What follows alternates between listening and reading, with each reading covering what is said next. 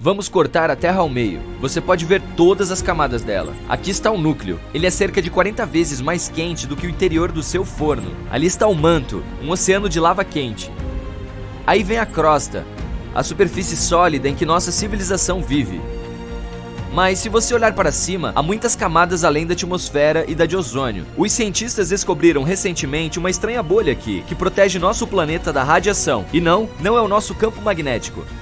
Essa bolha é feita de ondas de rádio. Nós as utilizamos para nos comunicar. Nosso planeta brilha como uma árvore de Natal no espectro de rádio. Mas estamos interessados em ondas de frequência muito baixa, aquelas que nos permitem manter contato com submarinos.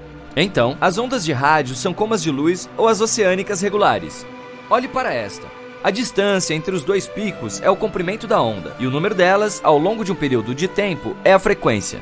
Por exemplo, existem 10 ondas neste intervalo de 1 segundo. Então, você consegue adivinhar a frequência dessa? Sim, é de 10 Hz. Os telefones celulares usam as de 300 a 3000 MHz.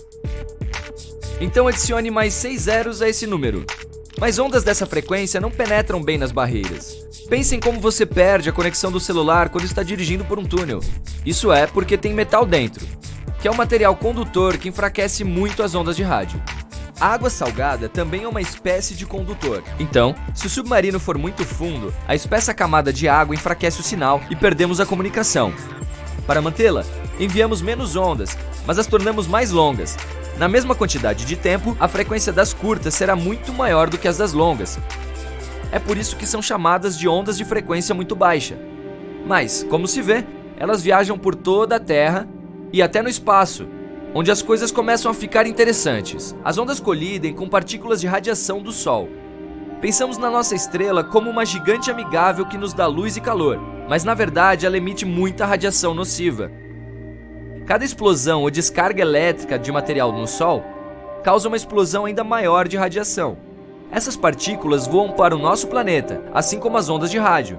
Elas viajam 150 milhões de quilômetros até a Terra em 8 minutos e colidem com nossa bolha, que atua como um escudo. Basicamente, as partículas de radiação solar se acumulam nos cinturões de radiação ao redor da Terra. O campo magnético do nosso planeta as prende, e uma bolha recentemente descoberta de ondas de frequência muito baixa fica logo abaixo desse cinturão de radiação. Isso nos ajuda a repelir algumas das emissões nocivas.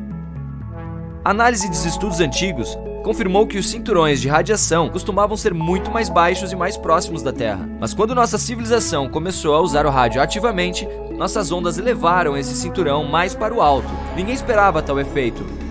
Mas isso nos dará uma maneira de proteger os astronautas no futuro. Quando você está na Terra, seu campo magnético mantém protegido da radiação. Você pode vê-lo fisicamente quando partículas de vento solar carregadas fazem as de ar nos polos do nosso planeta brilharem. Isso é uma aurora. Da próxima vez que admirar essa beleza, saiba que na verdade é a Terra o salvando de alguns raios extremamente nocivos. Mas se você estiver fora do campo magnético da Terra, em algum lugar do espaço, tenho más notícias. Nada o protege lá. Este é um grande problema para os astronautas que passam meses na Estação Espacial Internacional. Talvez os cientistas aprendam a criar bolhas protetoras de ondas de frequência muito baixa em torno das estações e naves espaciais. O mesmo vale para outros planetas. Provavelmente vamos colonizar Marte. Não há campo magnético lá, e nada pode nos proteger da radiação. Mas se criarmos uma bolha artificial ali, poderemos reduzir a radiação nociva. Outra bolha invisível que nos protege é a atmosfera. É como um bolo de camadas ou uma cebola. Cada nível da atmosfera tem suas próprias propriedades. A camada mais baixa em que vivemos é a troposfera. Ela contém 80% do peso de todo o ar do planeta. É também o principal local onde vive o vapor de água. E é aqui que a máquina chamada clima funciona. O Sol envia raios de energia para a Terra. Nossa superfície os reflete e aquece o ar na troposfera. Isso faz com que ele se mova e troque de lugar com o ar frio. Assim, todos os ventos, ciclones, tempestades e tornados só acontecem na troposfera até cerca de 12 km de altura. É por isso que os aviões comerciais voam a uma altitude de cerca de 10 km. O vento ou outras más condições meteorológicas dificilmente afetam essa área, e o ar ali não é tão denso quanto na Terra. Voar a 1,5 km acima do nível do mar é como passar por um biscoito. É difícil, mas a uma altitude de 10 km, voar parece se mover através de um leve chantilly. A aeronave quase não sente resistência, então é um ganha-ganha. Economiza-se combustível e os passageiros ficam seguros. Algumas desvantagens significativas são que é muito frio e não é possível respirar lá. É frio porque há poucas moléculas de ar para absorver o calor do solo e transferi-lo umas para as outras. Não daria para respirar pela mesma razão. É por isso que os aviões são equipados com máscaras de oxigênio, por precaução. Vamos dar uma olhada aqui. Esta é a estratosfera, ainda menos moléculas de ar no local, onde as sondas meteorológicas voam. Elas são como pequenos balões com computadores usados para prever o tempo. Essa parte da atmosfera também contém a conhecida camada de ozônio, nosso escudo contra a radiação ultravioleta nociva. O ozônio é quase o mesmo que o oxigênio, exceto que há 3 átomos nele. Quando os raios ultravioleta nocivos entram na nossa atmosfera, colidem com a molécula de O3. Então quebram a molécula em O2 e outro átomo de oxigênio. Os próprios raios são convertidos em calor, mas o ozônio se regenera rapidamente. Um único átomo de oxigênio se une ao O2 e a molécula de ozônio está pronta para nos proteger novamente. É o escudo invisível que nos protege da radiação. Isso deu origem a toda a vida na Terra. À medida que nossa civilização se desenvolveu, começamos a emitir gás freon na atmosfera. Costumávamos encher nossas geladeiras antigas com ele. Um único átomo de cloro se desprendia de uma molécula de freon quando estava em contato com o ar. Então, se ligava a um único átomo de oxigênio. Agora, o ozônio não consegue se regenerar como antes. Imagine voar dentro de uma espaçonave em uma nuvem de asteroides e em alta velocidade. Você desvia de mais outro e depois pisa fundo no acelerador, batendo contra um asteroide em alta velocidade de propósito. Isso é exatamente o que a NASA planeja fazer em um futuro próximo. A missão inteira começou na base da Força Espacial de Vandenberg, na Califórnia, no dia 24 de novembro deste ano. Agora vamos acompanhar como foi o lançamento, passo a passo. O foguete auxiliar Falcon 9 já está na plataforma de lançamento. Ele tem a altura de um prédio de 22 andares ou 11 girafas e consegue levar cerca de 8 toneladas de carga para dentro da órbita. Então daria para transportar um elefante grande para o espaço e a comida dele também. Contagem regressiva. 3, 2, 1, ignição! Há nuvens de fumaça por toda parte e o foguete começa a ganhar altitude. 9 motores estão trabalhando com capacidade máxima para acelerar o foguete. Em seu pico, ele alcança a velocidade 10 vezes maior que a do som. Aí os motores do foguete param e o primeiro estágio dele se desprende para voltar para a Terra. Poucos segundos depois, o segundo estágio recebe o comando de ignição. Isso aciona um único motor, impulsionando o foguete para mais alto, rumo à órbita. Então, a cápsula de carga se abre e libera a espaçonave DART, sigla para Double Asteroid Redirection Test, ou Teste de Redirecionamento de Asteroide Duplo em português. Assim que é lançada, a espaçonave libera 2 painéis solares gigantes, que converterão a energia solar em elétrica, com o objetivo de abastecer um revolucionário motor movido a íons. Os motores convencionais criam propulsão queimando toneladas de combustível e o ejetando para fora. O foguete em si essencialmente empurra os gases emitidos. O motor a íon não queima combustível. Ele usa um forte campo elétrico para acelerar o gás ionizado. Assim como os foguetes convencionais, ejeta esse gás e cria propulsão ao repeli-lo. E, apesar de produzir menos propulsão, consegue acelerar a espaçonave em velocidades mais altas. Os motores do foguete convencional têm um excelente desempenho. Poderíamos pisar fundo, queimando um monte de combustível, enquanto o movido a íon acelera aos poucos. Mas quando o convencional precisar fazer uma parada para reabastecer, a espaçonave a íon irá disparar à frente dele em velocidades insanas. Então, a DART começa sua jornada de anos. Para se ter uma ideia, uma viagem para Marte levaria cerca de 7 meses. Vamos adiantar 1 ano e... pronto, chegamos! Este é o asteroide Didymos. O ponto mais longínquo de sua órbita fica a 2 unidades astronômicas da nossa estrela. Isso dá 2 distâncias entre a Terra e o Sol. Nesse ponto, o Sol começa a puxar o asteroide para trás, que aí parte para o ponto mais próximo da estrela, uma distância da Terra ao Sol. Ou seja, sua órbita fica muito próxima do nosso planeta. O Didymos fez sua maior aproximação da Terra a uma distância de cerca de 7,8 milhões de quilômetros, 20 vezes mais longe que a órbita da Lua. Ele levaria 770 dias para completar uma revolução, volta ao redor do Sol. Então não é considerado perigoso, mas no futuro se aproximará ainda mais da Terra. E as consequências dessa colisão seriam catastróficas, considerando o tamanho dele. Ele é maior que 2 edifícios Empire State e gira a uma velocidade de rotação de 2 horas e 15 minutos. Então, possui uma tremenda quantidade de energia. Além disso, tem um amiguinho asteroide. É uma pequena pedra de 160 metros de largura, algo como 12 ônibus escolares juntos ou 10 vagões de trem. Seu período orbital, ou seja, o tempo que leva para fazer um círculo completo ao redor de Didymos, é de cerca de 11,9 horas.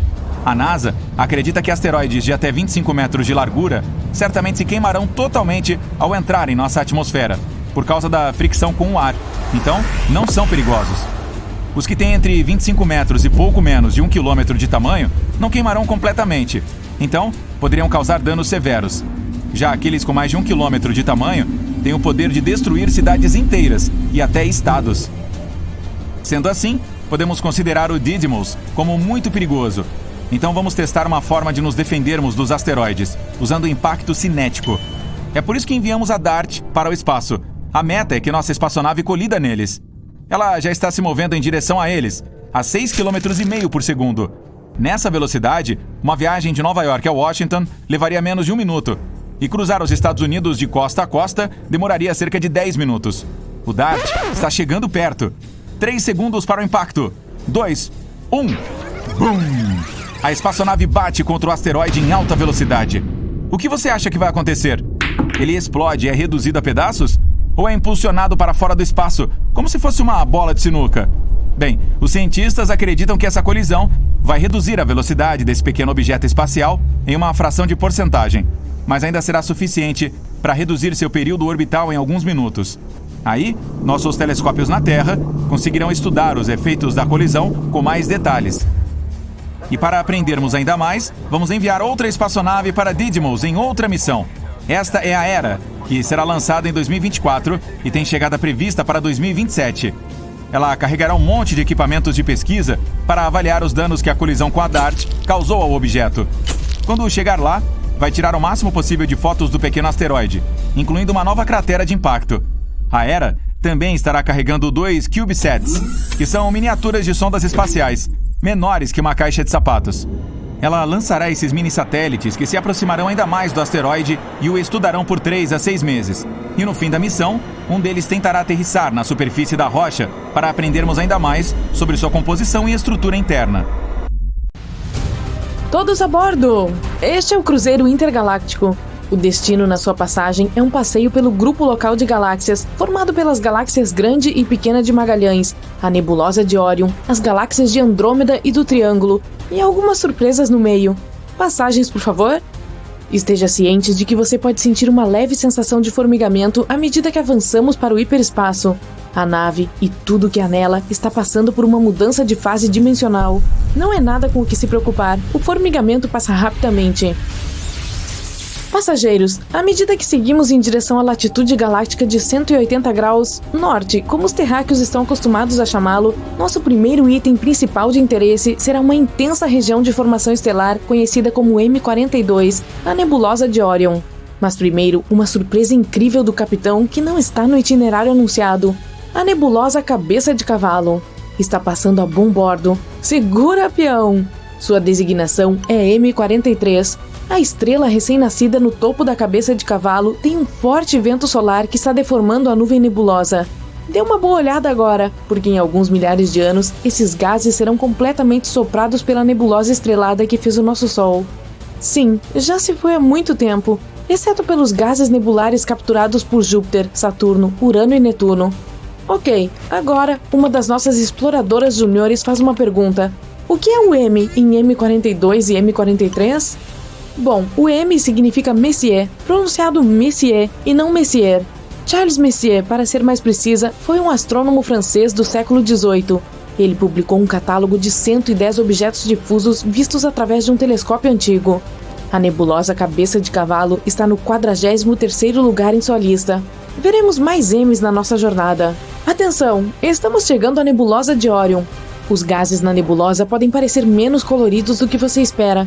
Isso ocorre porque estamos acostumados a ver fotos telescópicas de longa exposição e fotos aprimoradas projetadas para destacar os diferentes gases na nebulosa. Posso sugerir o uso dos óculos coloridos que acompanham seu pacote de boas-vindas se você quiser intensificar a sua experiência. Vamos lá! Ainda bem que estamos no hiperespaço. À medida que nos aproximamos do aglomerado estelar do trapézio no centro, a estrela brilhante Theta C envia um vento solar a 8 milhões de quilômetros por hora. Ele esculpe toda a nuvem de gás e poeira, criando ondas de choque que comprimem estrelas próximas. Theta C é uma mega estrela 200 mil vezes mais brilhante que o Sol. Vai ser uma supernova em cerca de 1 milhão de anos.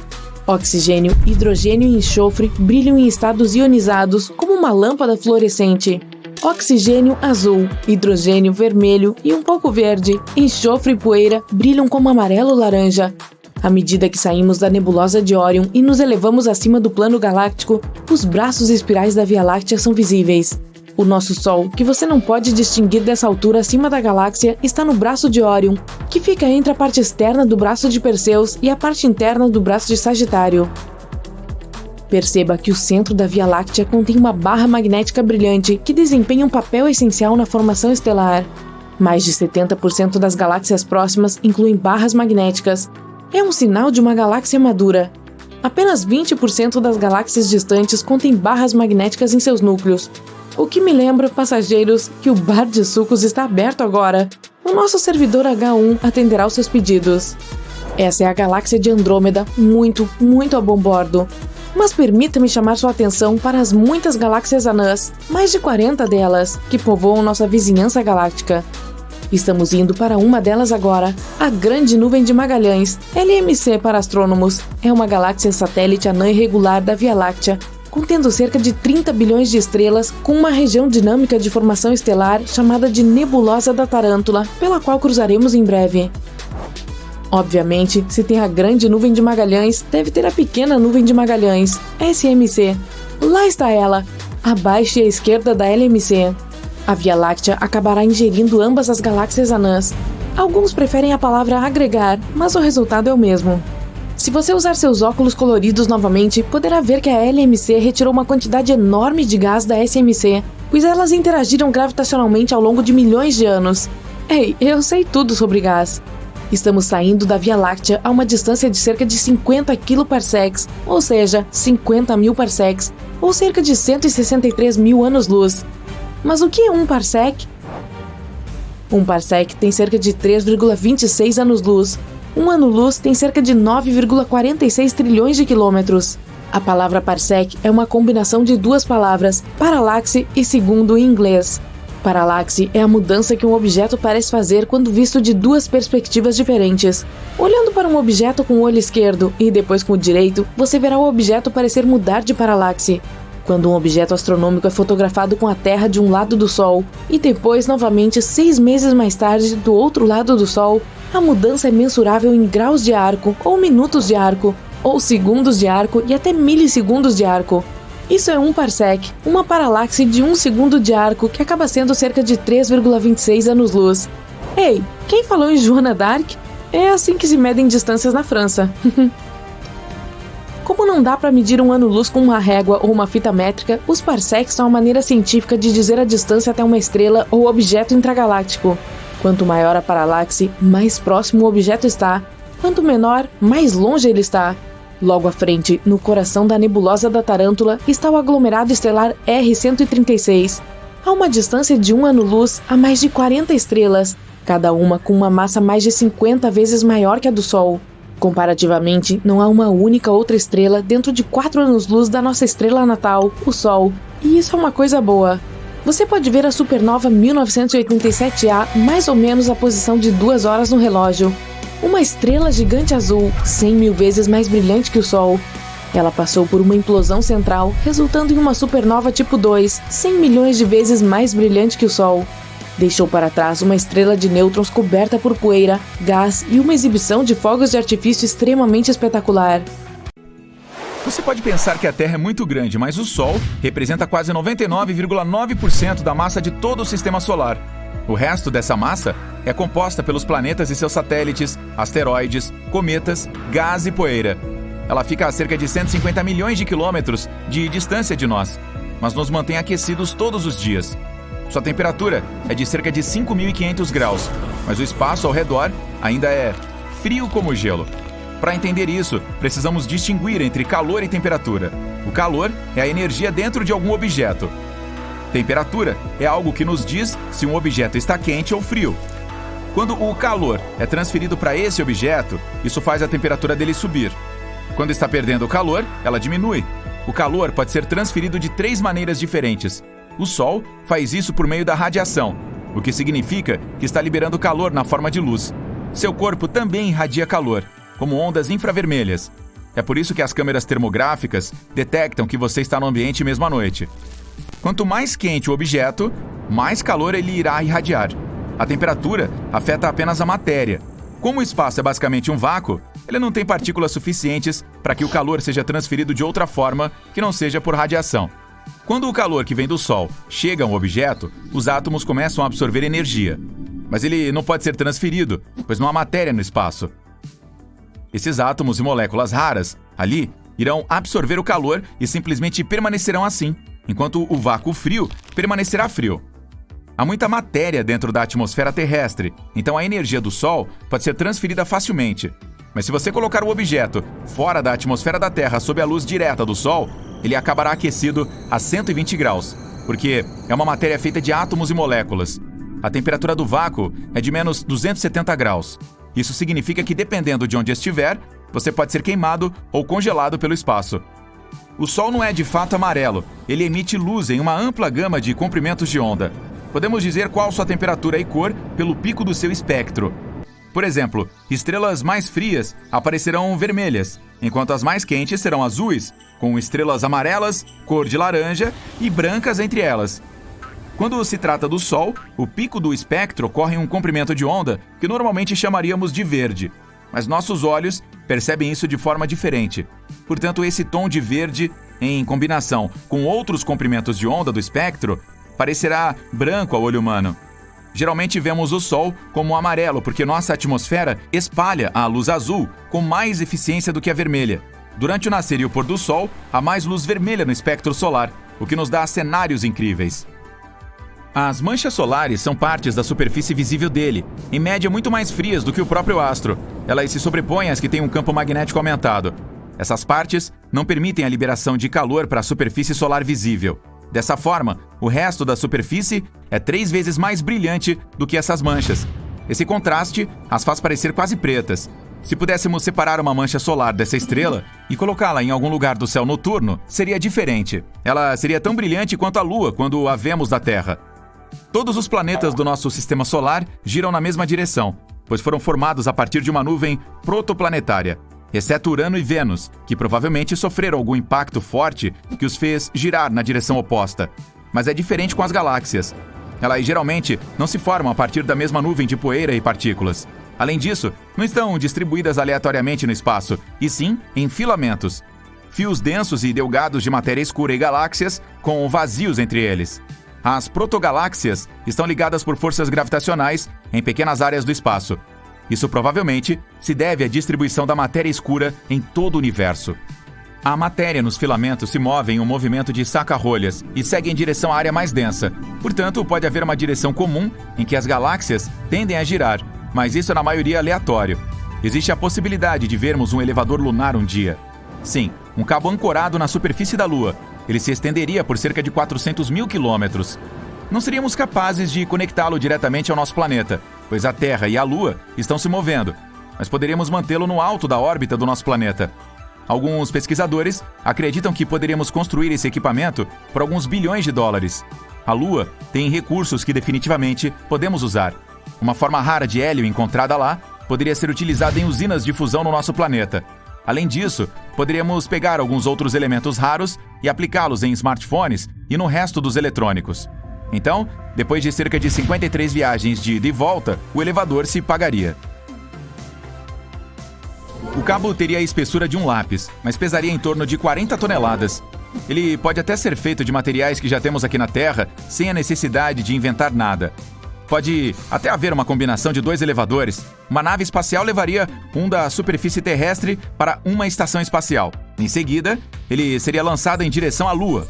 Haveria outro para finalmente descer até a superfície do satélite.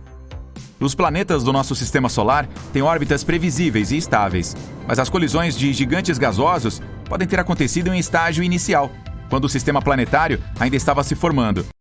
É um pequeno passo para o homem, mas um salto gigantesco para a humanidade, disse Neil Armstrong, o primeiro humano que pôs os pés na superfície da Lua. Ele esteve lá com Buzz Aldrin, passando 2 horas e meia na superfície lunar. A preparação para o projeto levou alguns anos e todo o equipamento que os astronautas carregaram pesava cerca de 80 quilos. Não foi fácil pousar na Lua. Muitas tentativas na história terminaram em fracasso. Por exemplo, os astronautas de um dos programas da Apollo, o Saturno V, tinham combustível suficiente para lançar as pessoas para a superfície lunar em apenas 3 dias. Mas eles queriam economizar combustível, então demoraram mais de 1 mês para chegar lá. Não há GPS para dizer exatamente onde pousar. A espaçonave viaja rápido e tem que diminuir a velocidade no vácuo sem informações suficientes. Mas desde 1969, 12 pessoas já caminharam lá. A Lua é o único corpo espacial no qual os humanos pisaram até agora. O resto foi visitado apenas por robôs. Mas todas essas pessoas estavam lá apenas para uma curta visita. A NASA anunciou seu programa para trabalhar em uma presença permanente na Lua. Isso ajudaria na pesquisa científica e poderia ser um bom ponto para aprender como fazer o mesmo em outras missões, como a de Marte. Imagine ser a 13ª pessoa indo para o nosso satélite artificial. Aquele silêncio assustador, a poeira lunar sob seus pés e nada além de um céu escuro sem fim, com estrelas por toda parte. Mas você não tem tempo para admirar a vista. Há muitos problemas que precisa resolver antes de pousar. Em primeiro lugar, nossos corpos são como máquinas adaptadas às condições da Terra, como a gravidade, a atmosfera, o ar que respiramos e os alimentos que comemos. Nosso planeta é onde funcionamos de forma otimizada. Nossa gravidade é 6 vezes mais forte do que na Lua, o que é, em comparação com o nosso planeta, quase um vácuo. Durante qualquer coisa que fizer, seria inteligente prender a respiração nessas condições. O vácuo puxaria o ar do seu corpo. O oxigênio, ainda presente nele, se expandiria junto com os fluidos corporais e pressionaria os vasos sanguíneos e os tecidos dos órgãos. Seu corpo, pernas e braços perderiam sua forma atual e inchariam como um balão, ficando 2 vezes o tamanho normal. Se você ficasse assim por mais tempo, não sobreviveria. Mas não explodiria. Sua pele é bem elástica e manteria seu corpo unido. Os líquidos que são expostos a ele evaporariam. A superfície dos olhos e pele ferveria. A mesma coisa com a saliva na sua língua. Mas o sangue ainda seria líquido. As paredes das veias o protegem da fervura. Sem atmosfera, sem oxigênio também. O que já está nos seus pulmões acabaria rapidamente e você não teria nada para respirar. Se os seus órgãos parassem de receber oxigênio, geralmente levado para as diferentes partes do corpo pelo sangue, você desmaiaria porque seu cérebro desligaria. Isso aconteceria nos primeiros 15 segundos. É o tempo que seu corpo tem para usar o oxigênio restante no sangue para manter o funcionamento do cérebro. Fique assim por um tempo maior e... tchauzinho! Sem camada de ozônio, sem campo magnético forte. A atmosfera da Lua é semelhante em densidade às camadas superiores da atmosfera da Terra, onde temos a Estação Espacial Internacional. Isso significa que seu corpo ficaria exposto a todas as perigosas radiações ionizantes do espaço sideral que não podemos sentir agora, pois as camadas ao redor do nosso planeta nos mantêm seguros. Aqui nossos músculos e ossos são ajustados para resistir à força gravitacional. Sem a gravidade, começaríamos a perder músculos e os ossos ficariam mais fracos. É como o peixe-bolha, uma criatura marinha que se parece com o animal mais triste do mundo. Ele vive nas profundezas do oceano, onde se parece com a maioria dos outros peixes, só um pouco mais assustador. Mas quando está ao ar livre, fica achatado e o corpo todo parece um pudim estranho e triste. Tudo devido às diferenças de pressão. A Lua faria você parecer um peixe-bolha, por causa das mudanças drásticas na pressão atmosférica. Não há pressão que mantenha seu corpo todo junto. Já na Terra, uma coluna de ar pressiona uma massa aproximada de 15 a 20 toneladas em toda a sua superfície corporal. Não percebemos isso porque esse pilar de ar pressiona igualmente de todos os lados. Também existe ar dentro do corpo humano. A pressão interna é igual à da atmosfera, e na superfície lunar não há pressão de fora para dar suporte.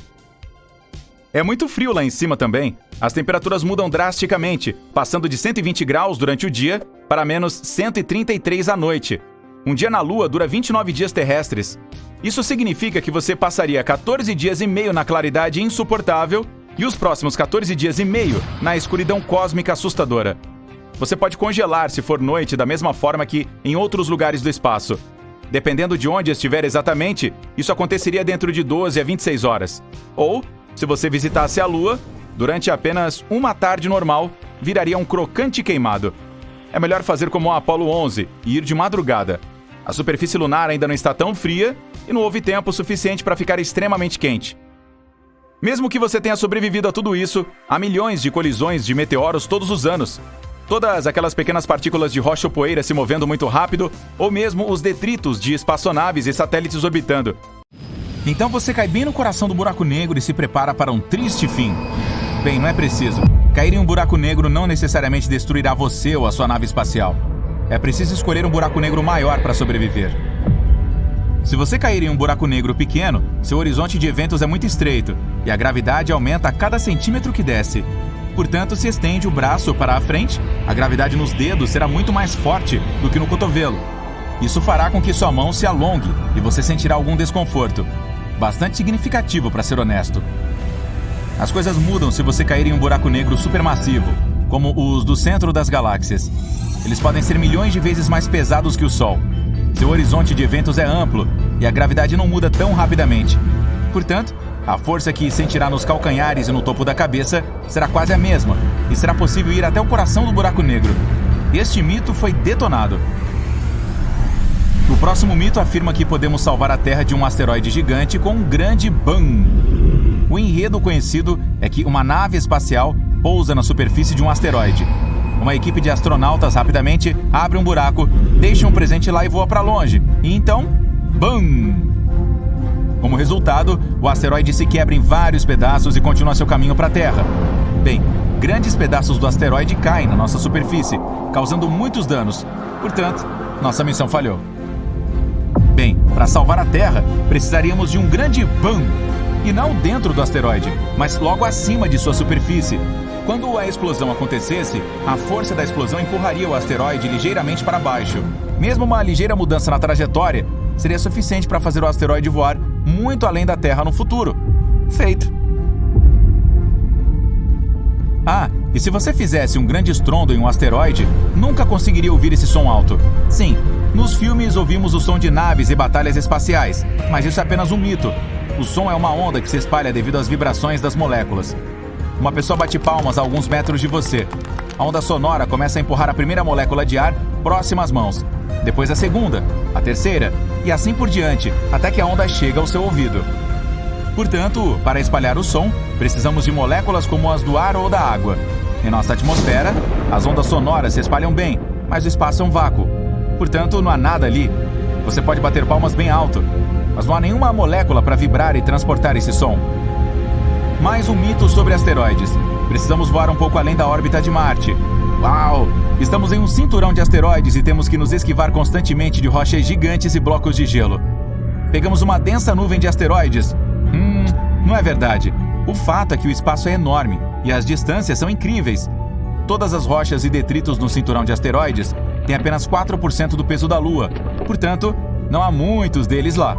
Para entender o tamanho do vazio no espaço, observe a colisão de duas galáxias. Existem bilhões de estrelas em cada uma delas. Se as misturarmos, é improvável que resultem em colisões.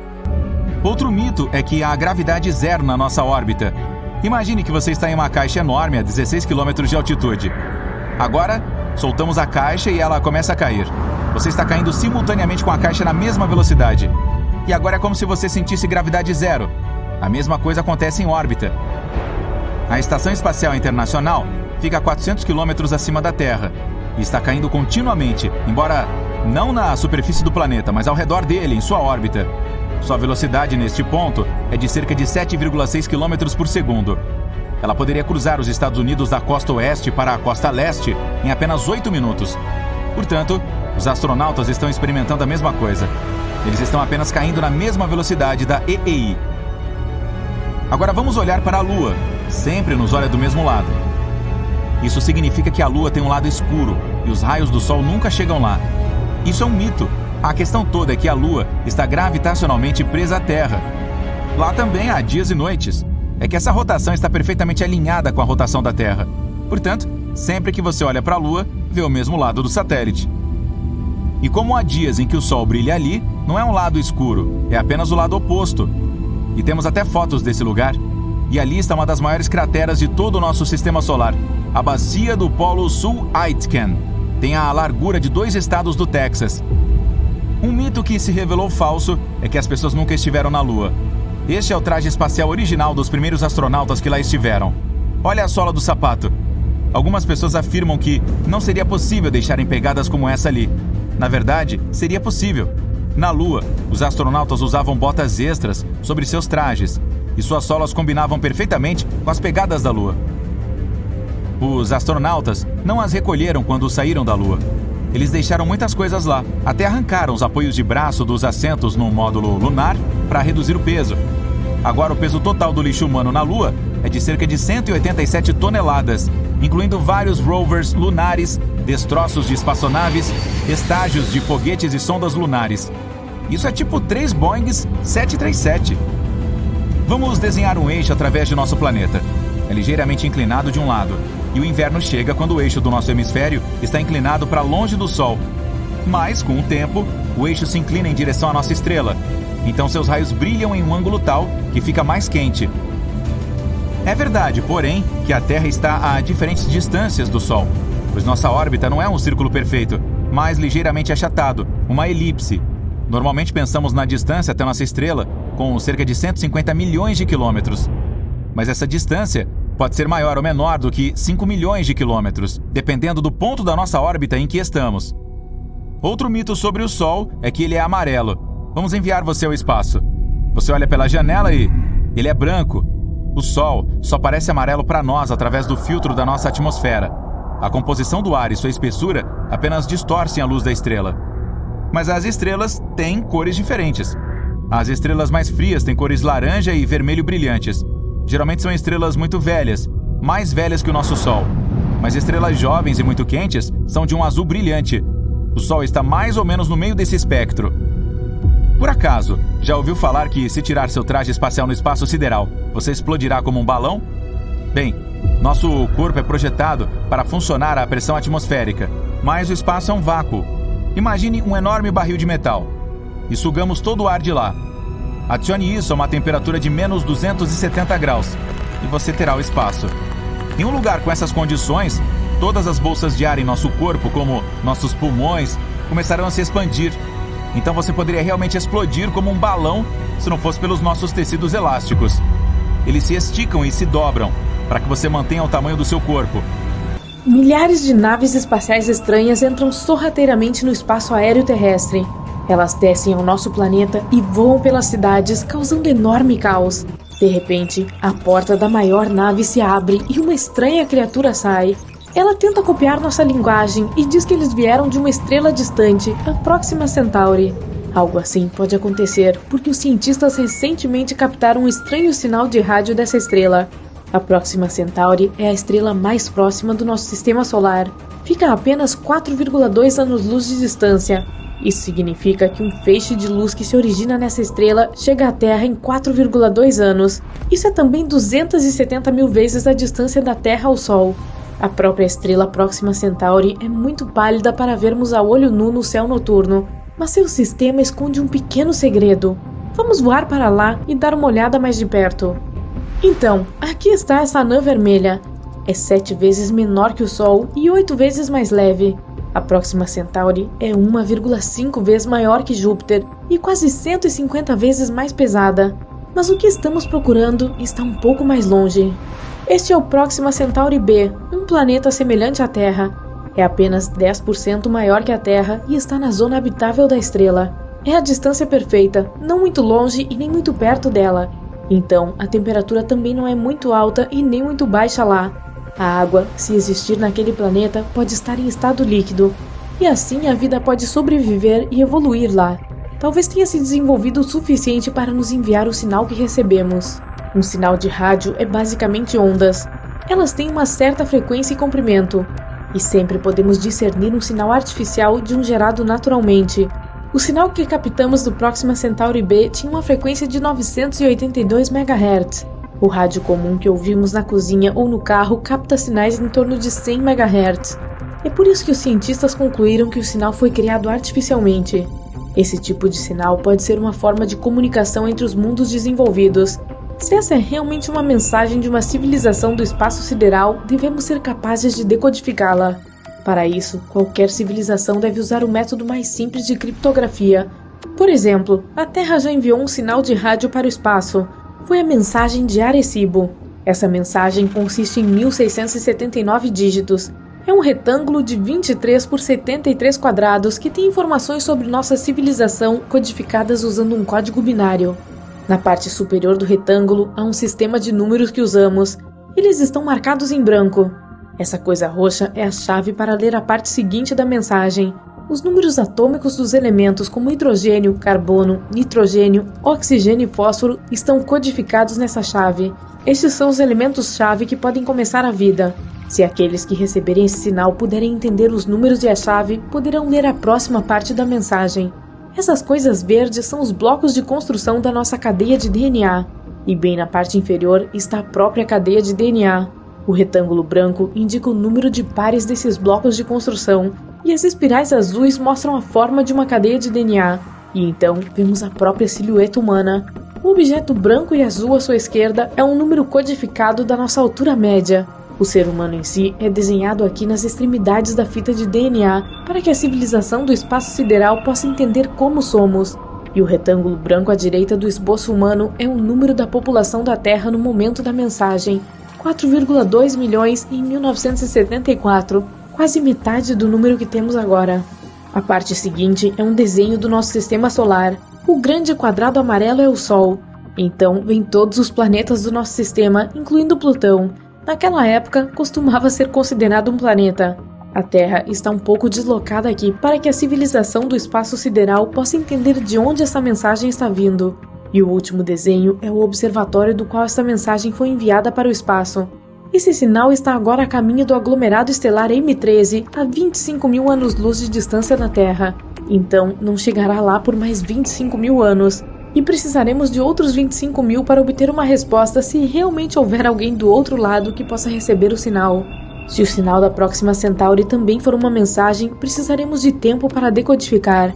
Então, vamos usar a nossa máquina de computação superpoderosa e esperar pelo resultado. Mas esse não é o primeiro sinal misterioso que já captamos na Terra. Os cientistas gravaram um sinal de uau incomum em 1977. Eles supunham que tenha vindo de algum lugar na constelação de Sagitário. O telescópio captou o sinal desconhecido por impressionantes 72 segundos. Mais tarde, um cientista que olhou para a impressão do sinal concluiu que era um sinal artificial. Ele escreveu uau na impressão como sua reação.